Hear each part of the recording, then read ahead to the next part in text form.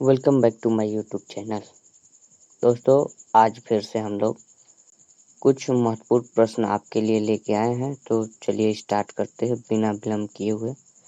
दोस्तों, इससे पहले एक जानकारी दे दें कि PSSSC पे जो कि 20 अगस्त को पेपर कराने वाला है, तो उस पेपर के लिए हम लोग जोर शोर से तैयारी करेंगे। चलिए स्टार्ट करते हैं, और उसके लिए हमारे यूट्यूब चैनल को सब्सक्राइब करके रखें और बेल आइकन को प्रेस कर ले, ताकि इस चैनल द्वारा जो भी वीडियो अपलोड की जाए तो तुरंत आपके पास पहुंच जाए। ठीक है, तो चलिए स्टार्ट करते हैं।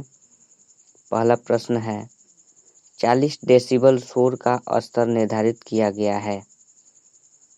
तो 40 डेसिबल शोर का स्तर शयन कक्ष के लिए निर्धारित किया गया है। ठीक है दोस्तों, अगला प्रश्न आपके लिए, जब ध्वनि एक माध्यम से दूसरे माध्यम में प्रवेश करती है तो अपरिवर्तित रहता है। तो आवृत्ति क्या रहता है? अपरिवर्तित रहता है। ठीक है, अगला प्रश्न है, स्पष्ट ध्वनि सुनने के लिए परावर्तक तल व ध्वनि स्रोत के बीच न्यूनतम दूरी होनी चाहिए। तो पराध्वनि सुनने के लिए 17 मीटर क्या होनी चाहिए? परावर्तक तल और ध्वनि स्रोत के बीच की दूरी होनी चाहिए, तभी ध्वनि क्या होगी? स्पष्ट सुनाई देगी। अगला प्रश्न है, फ्रीक्वेंसी की इकाई है। तो जी हाँ दोस्तों, फ्रीक्वेंसी की इकाई एम्पियर होती है। अगला प्रश्न आपके लिए, ध्वनि तरंगे नहीं चल सकती। तो निर्वात में ध्वनि की तरंगे निर्वात में गमन नहीं कर सकती है, चल नहीं सकती। ठीक है, अगला प्रश्न आपके लिए, निम्न में से किसके द्वारा सबसे ज्यादा ध्वनि प्रदूषण होता है? तो किसके द्वारा होता है? हवाई जहाज की उड़ान भरना। ठीक है दोस्तों, जब हवाई जहाज का उड़ान भरते हैं तो उस समय सबसे ज्यादा नॉइज पोल्यूशन होता है। ठीक है, ध्वनि का प्रभाव कितने समय तक रहता है? ध्वनि का प्रभाव 1/10 सेकेंड तक रहता है। ठीक है, प्रतिध्वनि का कारण है, यानी इको का क्या कारण है? तो ध्वनि का परिवर्तन जब होता है, वो भी परिवर्तन 17 मीटर के बीच अगर कोई परिवर्तक तल है तभी ध्वनि क्या होगी? परावर्तित होगी। जैसे यहाँ स्रोत है और परिवर्तक तक 17 मीटर तक है, तो यहाँ से आप बोलेंगे तो 17 मीटर परिवर्तक तल है, उससे टकराकर आपके पास ध्वनि क्या होगी? सुनाई देगी। तो उसको क्या बोलते हैं? प्रतिध्वनि, यानी इको बोलते हैं। ठीक है, अगला प्रश्न है आपके लिए, प्रस्रव्य तरंगे मनुष्य द्वारा क्या की जा सकती है? तो नहीं सुनी जा सकती है दोस्तों। प्रस्रव्य तरंगे, इनका क्या होता है? आवृत्ति 20,000 हर्ट्ज से ज्यादा होता है। 20,000 हर्ट्ज से कम रहता है तो हम लोग क्या कर सकते हैं? इसको सुन सकते हैं। और 20,000 हर्ट्ज से ज्यादा रहेगा तो उसको, जैसे पक्षी में चमगादड़ और भी जानवर है जो सुन सकते हैं, जबकि परश्रव्य तरंग जिसकी आवृत्ति 20,000 से अधिक होती है उसको मनुष्य द्वारा नहीं सुना जा सकता है। ठीक है दोस्तों, अगला प्रश्न आपके लिए है, ध्वनि की चाल अधिकतम होती है। ध्वनि की चाल अधिकतम इस्पात में होती है। ठीक है दोस्तों, ध्वनि की चाल अधिकतम इस्पात में होती है। ठीक है, अगला प्रश्न आपके लिए है, चमगादड़ अंधेरे में उड़ते हैं क्योंकि? चमगादड़ प्रस्रव्य तरंगे क्या करती है? उत्पन्न करती है। ठीक है, अभी हमने बताया कि प्रस्रव्य तरंगे क्या करती है? लोग उत्पन्न करती है। इसके कारण वो क्या करते हैं? रात में देख सकते हैं, रात में उड़ते हैं। ठीक है, दिन में नहीं चलते हैं। अगला प्रश्न आपके लिए, गैस में ध्वनि का वेग स्वतंत्र है। तो गैस में ध्वनि का वेग दाब से क्या है? स्वतंत्र है। ठीक है दोस्तों, अगला प्रश्न आपके लिए, निम्नलिखित में कौन सही है? तो क्या होगा? v बराबर m लेमडा। ठीक है, ये क्या है? v बराबर m लेमडा बहुत सही है। ठीक है दोस्तों, असही है। v बराबर n लेमडा, यानी अ। अगला प्रश्न आपके लिए, जब ध्वनि तरंग का संचरण होता है तो क्या होता है? ऊर्जा का जब ध्वनि तरंग क्या होता है, संचरण होता है, तो ऊर्जा में संचरण होता है।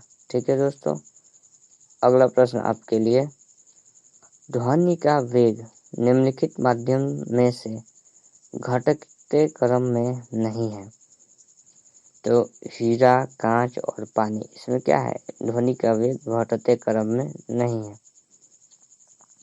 अगला प्रश्न आपके लिए है, पराध्वनिक विमानों यानी सुपरसोनिक प्लेन की चाल होती है।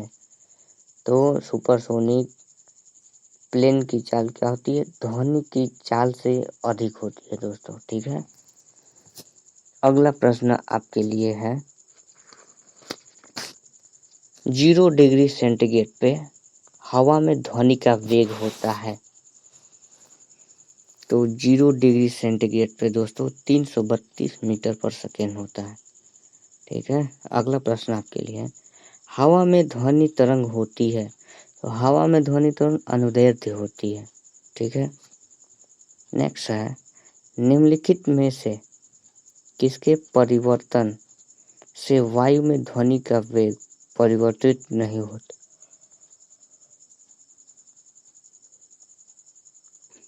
ठीक है, वायु का दाब, निम्नलिखित में से किसके परिवर्तन से वायु में ध्वनि का वेग परिवर्तित नहीं होता है, तो वायु का दाब से।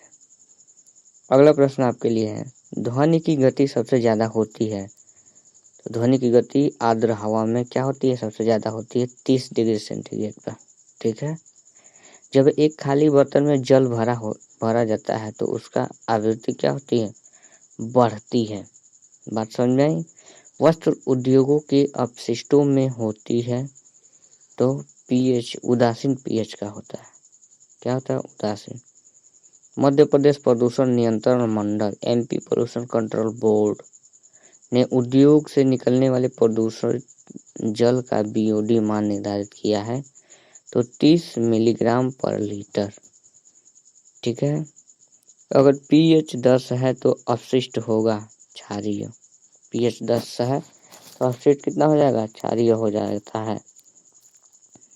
आपको एक बार फिर से बता दें कि अगर 1 से 7 के बीच है तो अम्लीय अपशिष्ट होगा, और 7 है तो उदासीन होगा, 7 से 14 के बीच है तो क्षारीय हो जाता है। अगला प्रश्न आपके लिए है कि अपशिष्ट के रूप में सबसे ज्यादा क्रोमियम उत्सर्जित होता है। तो चर्म शोधन उद्योग में। ठीक है, चर्म शोधन उद्योग में सबसे ज्यादा क्या होता है, क्रोमियम का उत्सर्जन होता है। अगला प्रश्न आपके लिए, बायोलॉजिकल ऑक्सीजन डिमांड बीओडी का परीक्षण किया जाता है। तो 5 दिन के भीतर किया जाता है। ठीक है, 5 दिन तक। भारी धातु अपशिष्ट के रूप में निकलता है। तो विद्युत लेपन उद्योग से क्या होता है, विद्युत लेपन उद्योग से निकलता है। फर्मेंटेबल अपशिष्ट पाए जाते हैं। ठीक है, क्या होता है, किण्वन योग्य अपशिष्ट कहाँ पाए जाते हैं, तो डेयरी उद्योग में पाए जाते हैं। डेयरी उद्योग में क्या क्या पाया जाता है, तो फर्मेंटेबल अपशिष्ट। ठीक है, अगला प्रश्न आपके लिए, हवा की अनुपस्थिति में सलज का उपचार किया जाना कहलाता है। तो अनाक्सीकरण कहलाता है। क्या कहलाता है, अनाक्सीकरण कहलाता है। अगला प्रश्न आपके लिए, ईटीपी इन्फ्लुएंट ट्रीटमेंट प्लांट उद्योग में लगाया जाता है। तो जल प्रदूषण रोकने के लिए क्या किया जाता है, ईटीपी लगाया जाता है, इन्फ्लुएंट ट्रीटमेंट प्लांट। ठीक है, अगला प्रश्न आपके लिए, सबसे ज्यादा प्रदूषित जल उत्सर्जित होता है। तो कागज उद्योग में। कागज उद्योग में क्या होता है, सबसे ज्यादा जल क्या होता है, प्रदूषित होता है। अगला प्रश्न आपके लिए, तेल शोधन उद्योग में अपशिष्ट के रूप में निकलता है। तो सल्फर। सल्फर क्या होता है, निकलता है तेल शोधन से सबसे ज्यादा। ठीक है, अगला प्रश्न आपके लिए है, स्किमिंग टैंक में अपशिष्टों से अलग किया जाता है। तो तेल व चर्बी को अलग किया जाता है। ठीक है दोस्तों, अगला प्रश्न आपके लिए, किसी जल में अधिक बीओडी का होना सूचक है। तो प्रदूषण। बीओडी की मात्रा अधिक है तो सबसे ज्यादा क्या है, प्रदूषण। अनाक्सीकरण क्रिया में मुख्यतः निम्नलिखित गैस निकलता है। तो क्या है, CH4। CH4 क्या है, अनाक्सीकरण में सबसे ज़्यादा गैस निकलता है। अगला प्रश्न है, रंग मापने के लिए प्रयोग किया जाता है, तो टिक्टोमीटर प्रयोग किया जाता है। रंग मापने के लिए टिक्टोमीटर प्रयोग किया जाता है। विषैले एवं भयावह अपशिष्ट निकलते हैं परमाणु शक्ति संयंत्र से। परमाणु शक्ति संयंत्र से क्या होता है, विषैले एवं भयावह अपशिष्ट निकलते हैं। अगला प्रश्न है आपके लिए, केंद्रीय प्रदूषण निवारण मंडल, केंद्रीय प्रदूषण निवारण मंडल, सेंट्रल पोल्यूशन सेंट्रल बोर्ड, ठीक है, सेंट्रल पोल्यूशन कंट्रोल बोर्ड का गठन हुआ 1980 में, ठीक है। अगला प्रश्न है, पृथ्वी सम्मेलन 1992 में भारत के प्रतिनिधि थे, तो श्री PV नरसिम्हम राव, ठीक है। निम्नलिखित में किस स्थान पर पृथ्वी सम्मेलन 1992 में संपन्न हुआ, रियो डी जेनेरियो, ठीक है, रियो डी जेनेरियो, ठीक है दोस्तों। अगला प्रश्न आपके लिए है, 17 सदस्यों की संख्या में इस मंडल का गठन होता है, ठीक है, तो राज्य प्रदूषण निवारण मंडल का गठन होता है। वन संरक्षण अधिनियम लागू किया गया, 1980 में लागू किया गया। जल प्रदूषण निवारण एवं नियंत्रण उपकर अधिनियम क्या है, संबंधित है लेवी या उपकर वसूलने में, ठीक है, लेवी या उपकर क्या करने में, वसूलने में। नेक्स्ट क्वेश्चन आपके लिए, 1972 में पर्यावरण कार्यक्रम के अंतर्गत एक विशाल सम्मेलन का आयोजन किस देश में किया गया, तो स्वीडन देश में किया गया दोस्तों।